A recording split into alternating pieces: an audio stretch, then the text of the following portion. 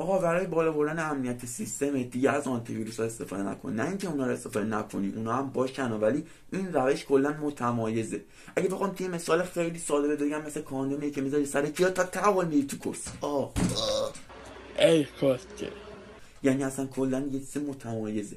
یعنی وقتی نصبش میکنی روی سیستمت، کلا من هر روشی رو تست کردم که بخوام به این سند باکس نفوذ بکنم، نشد.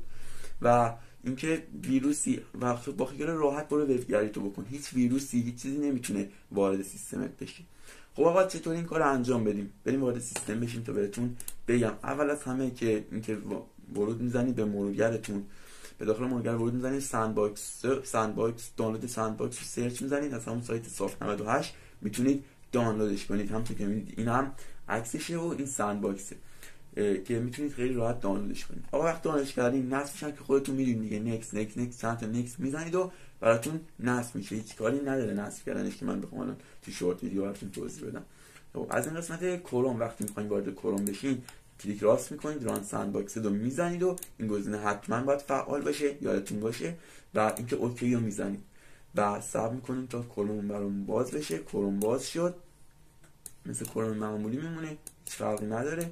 فقط وقتی موسمو میبرم قسمت بالایی کروم، همونطور که میگید خط زرد دور کروم هم میفته و اینکه دوتا شارپ هم بغل اسم کروم میفته اینجا، برای کسایی که میخوام بدونن که سندباکسشون فعال شده یا نه. و این برنامه فقط مخصوص کروم نیست، داخل هر جایی میتونید استفاده کنید. یه یو اس بی به کامپیوترتون وصل شده، میتونید با سندباکس واردش بشین. اگر سیستمی اگر ویروس اسکریپتی داخلش باشه، اصلا روی سیستم شما اجرا نمیشه. این خیلی روش امنیه. یعنی اصلا خدایی هر کاری کردم بخوام به این سندباکس نفوذ کنم، نشد.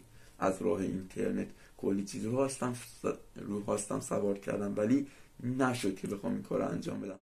امیدوارم که از این آموزش خوشتون اومده باشه. داخل چنلم خیلی جا از این آموزش هست. سابسکرایب کن، لایک هم خودش میده، فقط بذار دمشو فشار بده. امیدوارم که از این ویدیو خوشتون اومده باشه.